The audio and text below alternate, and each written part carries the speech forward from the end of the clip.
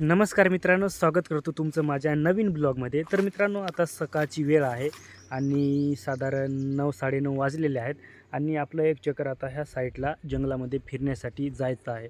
तर मित्रांनो, ब्लॉगमध्ये पूर्ण लागून राहा. जे काही दिसणार आहे ते तुम्हाला मी आजच्या ब्लॉगमध्ये दाखवणार आहे. तर चला निघूया जंगल सवारीसाठी. तर मित्रांनो, हे पहा समोरचं वातावरण, समोरचं नेचर कसं आहे. लय जबरदस्त मित्रांनो. हे पहा त्या साईडला एक छोटंसं झाप आहे आणि उन्हाळ्याची मस्तपैकी नॅचरल निसर्ग दिसतो मित्रांनो. हे पहा इथं एक आंबा आहे गावठी. लय याला आंबे येतात आंबट आंबट. लय जबरदस्त मित्रांनो. पण आता ह्या वर्षी मोहर आलेला नाही. समोर हे पहा आंब्याचे आणि फणसीचे झाडं दिसतात आणि ह्या साईडला पाहिले तर हे पहा मित्रांनो, इथं एक जुनं घर होतं.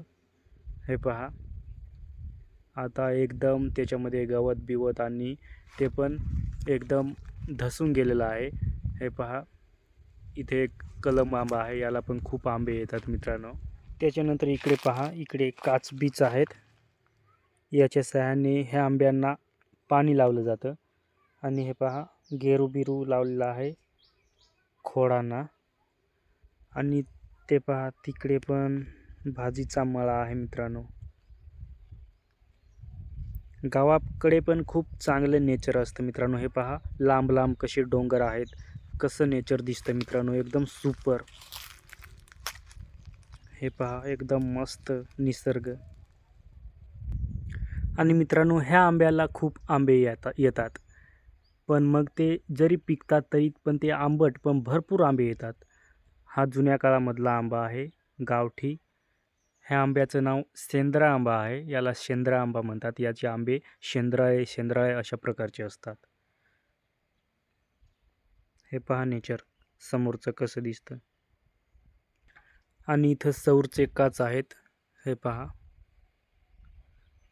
आणि ह्या आंब्याच्या वाडीला याच्या सहाय्याने पाणी घातलं जातं मित्रांनो. हे पहा ह्या आंब्यांना पण मोहर आलेला आहे किती, एवढा. आणि इकडे पाहिले तर हे पहा काजूंना पण मोहर आलेला आहे,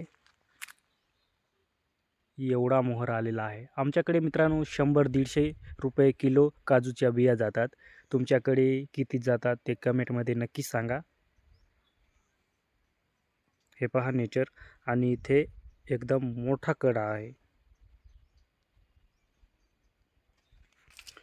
आणि ह्या साईडला गेलं तर हे पहा मित्रांनो कसं नेचर दिसतंय. इकडे फाट्या बिट्या तोडून ठेवलेल्या आहेत माणसांनी आणि एकदम मोकळं केलेलं आहे मित्रांनो. हे पहा. आणि हे भुजनीसाठी इकडं एकदम मस्त डाही करलेली आहे. अशा प्रकारे ते आता वाळून गेलेलं आहे पूर्ण पद्धतीने. आणि ह्या साईडला पाहिलं तर हे पहा इकडे पण लाकडं तोडलेले आहेत आणि समोर हे पहा मस्त काही वाटाणे आहेत आणि त्याच्यामध्ये परत हरभरे आहेत मित्रांनो. हे पहा त्याच्या शेंगा पण आता वंचलेल्या आहेत थोड्या थोड्या. हे पहा अशा प्रकारे एकदम मस्त हरभरा झालेला आहे. त्याच्यामध्ये वाटाणे पण आहेत. मिक्स असं पीक घेतलेलं आहे.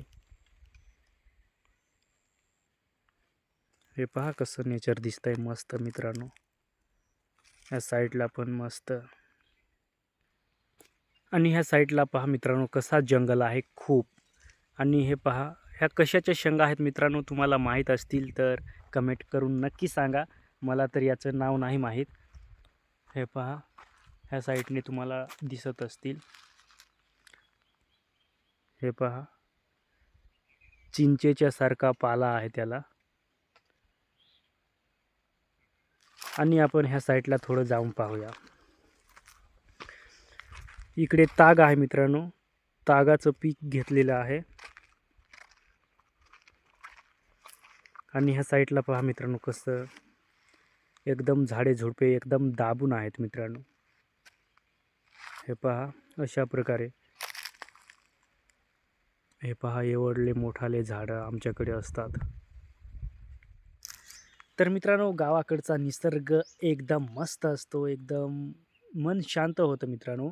जरी एकटा माणूस फिरला जंगलामध्ये, तरी खूप छान वाटतं, एकदम मन रमून जातंय. तर मित्रांनो, गावाकडचा ब्लॉग कसा वाटला कमेंटमध्ये नक्की सांगा आणि आपल्या चॅनलला सबस्क्राईब करायला विसरू नका मित्रांनो. तर मित्रांनो, आजच्या ब्लॉगमध्ये एवढंच. जय हिंद, वंदे मातरम.